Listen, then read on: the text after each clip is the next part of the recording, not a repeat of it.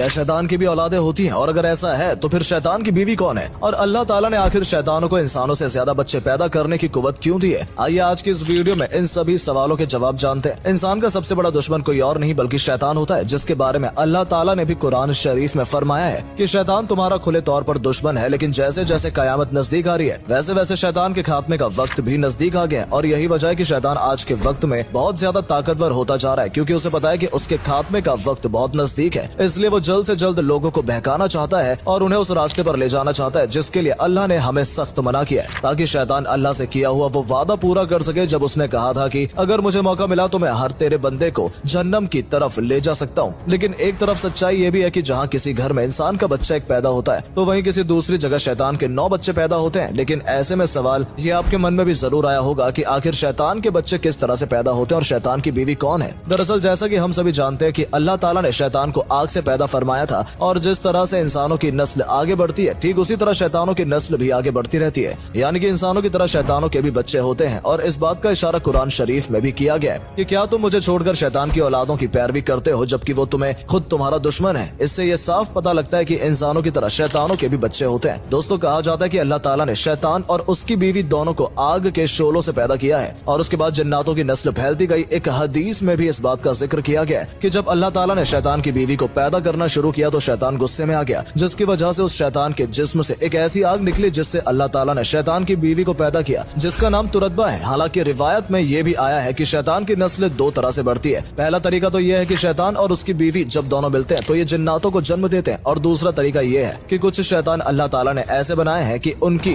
दाई रांग में एक आदमी की शर्मगाह बनी है और बाई रांग में औरत की शर्मगाह बनी है, और इस तरह से ये शैतान अकेले भी अपनी नस्ल बढ़ाने लगते हैं। अब एक बार जब एक शैतान ने अपनी ही शर्मगाह के जरिए जब ऐसा किया तो उसके 10 अंडे निकले जिसमें जिन्नात और जनानियां दोनों थी। दोस्तों, हैरानी की बात तो ये भी है कि इंसानों के मुकाबले शैतानों की तादाद तकरीबन 9 गुना से भी ज्यादा है, क्योंकि जहाँ एक इंसान का बच्चा जन्म लेता है वहीं दूसरी ओर शैतान के 9 बच्चे जन्म लेते हैं। और जैसे आदम अलैहिस्सलाम को हर इंसान अपना वालिद मानता है, वहीं शैतान का बाप अलजाए जिन को माना जाता है, और सबसे बड़ा शैतान इब्लिस को कहा गया है। हालांकि जिन्नात और शैतान दोनों में काफी फर्क होता है, क्योंकि जिन्नात में कुछ लोग ऐसे भी हैं जो मुसलमान हैं, जबकि शैतान जितने भी होते हैं उनमें कोई भी मुसलमान नहीं होता। और इन दोनों में सबसे बड़ा फर्क ये है कि हर इंसान की तरह जिन्नातों को भी मौत का मजा चखना पड़ता है, लेकिन शैतान हमेशा जिंदा रहते हैं, क्योंकि उनकी मौत कयामत से 40 साल पहले मुकर्रर की गई है, जब एक साथ सभी शैतानों का खात्मा किया जाएगा। दोस्तों, रिवायत में आया है कि शैतान के